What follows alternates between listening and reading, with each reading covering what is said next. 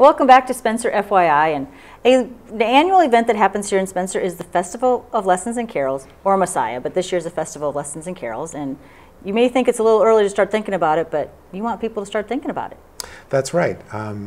Yes, it's a nice fall day today with the wind blowing and everything, and there's no snow flurries in that wind. That's a good thing.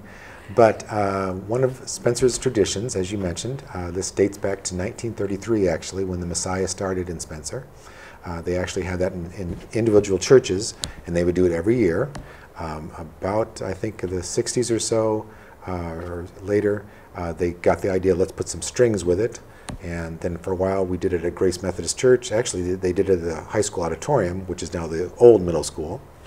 And then they took it to Grace Methodist Church, and now since, I think, 2009, I think it's been, we've been at Sacred Heart Catholic Church. And as you mentioned, about 1977, they said, well, I think we need a little break from doing Messiah every year. Let's do, it's actually from the Church of England, they have this tradition called the Festival of Lessons and Carols, where you read pieces of scripture leading up to the Christmas story. And then between those scripture readings, we have a song that tries to reflect those things. And this year, as in every year, we have a local pastor. I can't remember who it is this year, but so that's another reason to come to the festival and see who we have. We have a local pastor do that reading, and then we have, traditionally, when I first started doing the Festival of Lessons and Carols, each church would present, they would say, here, you do this song for this reading, and you do this song for this reading. Well, as church choirs have gone the way of being smaller, and we would put these two churches together, and these two churches would be together, and we finally came to the conclusion back in 2016, maybe it's best if we just invite everybody to sing in community choirs and assign them to the thing. So that's what we've been doing now, and that's what we'll be doing this year. So that's why we're writing right now. Even though it's beautiful out right now, we want you to think about coming to being one of our Festival of Lessons and Carols choirs. And we have 2 choirs. Okay, so those choirs are meeting the whole month of November, correct? That's correct. You can either come to our Sunday choir or our Thursday choir, or you can come to both if you want to. That's fine.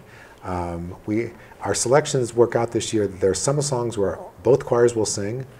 There are some selections where just one choir will sing. We're trying something even different this year, which I've always wanted to do. We're going to have one selection where just all of the tenors and basses will be singing from both choirs.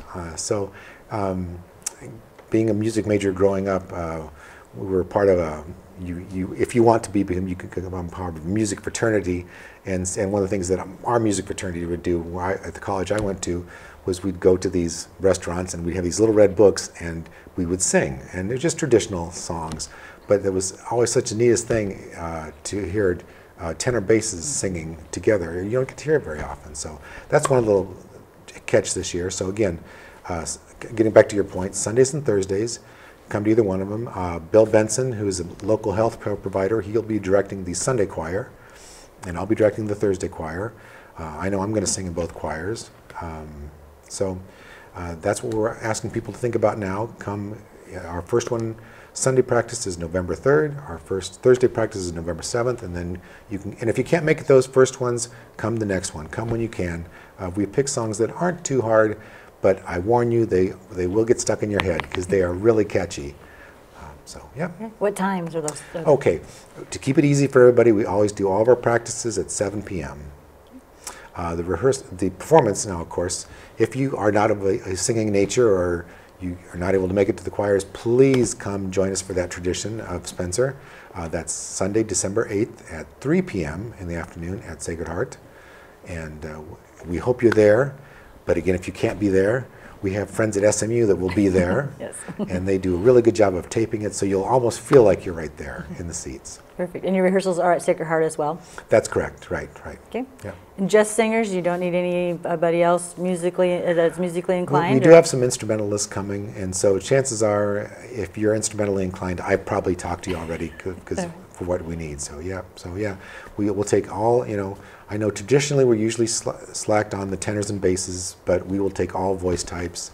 And if you're coming, invite a friend and bring them along too, because it's more fun that way. And I think a lot of people are surprised. They'll come there, and of course we are very social, and they'll find out, oh, I didn't know you sang, and so it's really fun that way. How's the easiest way to get a hold of you?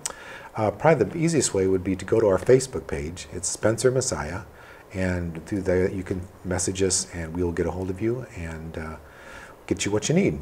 All right, so that first rehearsal is Sunday, November 3rd. That's correct. 7 p.m. at Sacred Heart. Sacred Heart, you betcha. Come join the Spencer tradition. All right, sounds good. And then I'll also mark your calendar for that December 8th Yes, at 3 o'clock. 3 o'clock at Sacred Heart, yep. All right, thanks, Very Tom. good. Thank you, Karen. We'll be back with more FYI right after this.